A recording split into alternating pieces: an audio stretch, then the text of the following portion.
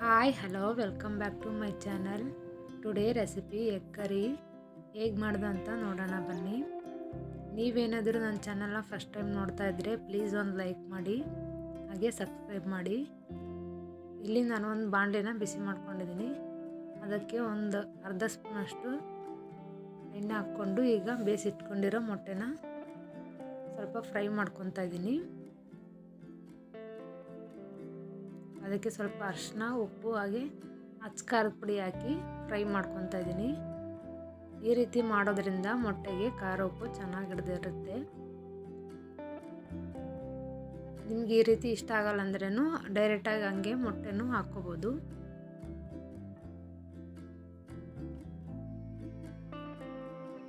ಈಗ ಒಂದು 5 ನಿಮಿಷ ಬೇಯಿಸ್ಕೊಳ್ತಾ ಇದ್ದೀನಿ ಎಣ್ಣೆಯಲ್ಲಿ.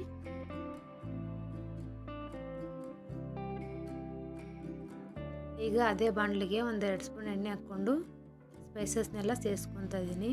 ನಿಮ್ಗೆ ಈ ರೀತಿ ಸ್ಪೈಸಸ್ ಎಲ್ಲ ಹಾಕ್ತೇನೆ ಕೇವಲ ಸ್ವಲ್ಪ ಒಗ್ಗರಣೆಗೆ ಹಾಕ್ಕೊಂಡು ಈರುಳ್ಳಿನ ಹಾಕ್ಕೋಬೋದು. ನಾನಿಲ್ಲಿ ಸ್ಪೈಸಸ್ನ ಸೇರಿಸ್ಕೊತಾ ಇದ್ದೀನಿ, ಫ್ಲೇವರ್ ಚೆನ್ನಾಗಿರುತ್ತೆ ಅಂತ. ಸ್ವಲ್ಪ ಕಸ್ತೂರಿ ಮೇಥಿ, ಏಲಕ್ಕಿ, ಚಕ್ಕೆ, ಲವಂಗ,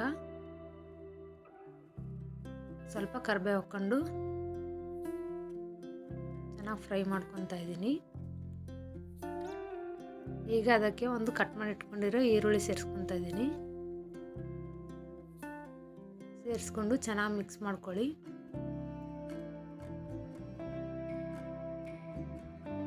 ಈಗ ಒಂದು 4 ಟೊಮೆಟೊನ ನಾನು ಮಿಕ್ಸಿ ಮಾಡ್ಕೊಂಡಿದ್ದೆ, ಈಗ ಅದನ್ನು ಸೇರಿಸ್ಕೊತಾ ಇದ್ದೀನಿ. ಈಗ ಅದಕ್ಕೆ ರುಚಿಗೆ ತಕ್ಕಷ್ಟು ಉಪ್ಪು, ಸ್ವಲ್ಪ ಅರಿಶಿನ ಹಾಕ್ಕೊಂಡು ಒಂದ್ಸರಿ ಮಿಕ್ಸ್ ಮಾಡಿಕೊಂಡು ಚೆನ್ನಾಗಿ ಹಸಿ ಸ್ಮೆಲ್ ಹೋಗೋವರೆಗೂ ಒಂದು 5 ನಿಮಿಷ ಹಾಗೆ ಬೇಯಿಸ್ಕೋಬೇಕು. ಈಗ ಈ ಕಡೆ ಅದಕ್ಕೊಂದು ಸ್ವಲ್ಪ ಸಿಂಪಲ್ಲಾಗಿ ಮಸಾಲೆ ರೆಡಿ ಮಾಡ್ಕೊಳ್ಳೋಣ. ಒಂದು ಸ್ವಲ್ಪ ಕೊತ್ತಂಬರಿ ಸೊಪ್ಪು, ತೆಂಗಿನಕಾಯಿ ತುರಿ ಹಾಗೆ ಶುಂಠಿ ಬೆಳ್ಳುಳ್ಳಿ ಪೇಸ್ಟ್ ಹಾಕ್ಕೊಂಡು ಮಿಕ್ಸಿ ಮಾಡ್ಕೊಂಡಿದ್ದೀನಿ. ಈ ಕಡೆ ಹಸಿ ಸ್ಮೆಲ್ ಹೋದ್ಮೇಲೆ ನಾವು 1.5 ಟೀ ಸ್ಪೂನಷ್ಟು ಖಾರ ಸೇರಿಸ್ಕೊಂಡು ಚೆನ್ನಾಗಿ ಮಿಕ್ಸ್ ಮಾಡ್ಕೊತಾ ಇದ್ದೀನಿ.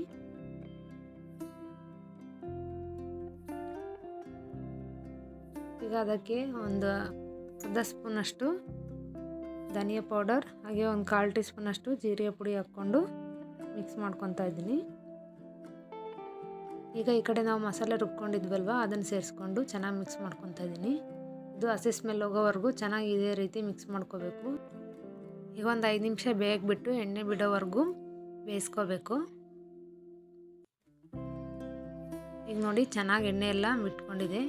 ಈ ಟೈಮಲ್ಲಿ ನಾನು ಇದಕ್ಕೆ ಒಂದು ಸ್ವಲ್ಪ ನೀರು ಸೇರಿಸ್ಕೊತಾ ಇದ್ದೀನಿ.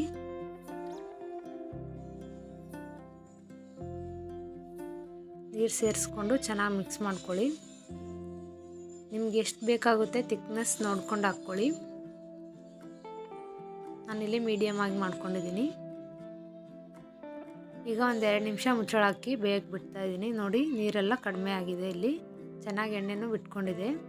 ಈಗ ನಾನಿಲ್ಲಿ ಆಗಲೇ ಫ್ರೈ ಮಾಡಿ ಇಟ್ಕೊಂಡಿರೋ ಮೊಟ್ಟೆನ ಸೇರಿಸ್ಕೊತಾ ಇದ್ದೀನಿ.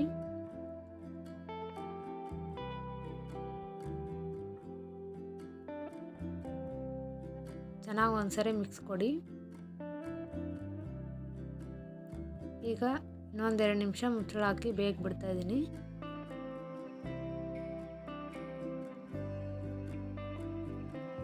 ಈಗ ನೀವೇ ನೋಡ್ಬೋದು ಎಷ್ಟು ಚೆನ್ನಾಗಿ ಬಂದಿದೆ ಎಗ್ ಕರಿ. ಈಗ ಅದಕ್ಕೆ ಮೇಲೆ ಒಂದು ಸ್ವಲ್ಪ ಕೊತ್ತಂಬರಿ ಸೊಪ್ಪು ಸೇರಿಸ್ಕೊತಾ ಇದ್ದೀನಿ. ನೀವು ಕೂಡ ಒಮ್ಮೆ ಟ್ರೈ ಮಾಡಿ, ಹಾಗೆ ಹೇಗೆ ಬಂತು ಅಂತ ಕಮೆಂಟ್ ಮಾಡಿ ತಿಳಿಸಿ. ಈ ವಿಡಿಯೋ ನಿಮಗೆ ಇಷ್ಟವಾದಲ್ಲಿ ಲೈಕ್ ಮಾಡಿ, ಶೇರ್ ಮಾಡಿ, ಸಬ್ಸ್ಕ್ರೈಬ್ ಮಾಡಿ. Thank you for watching.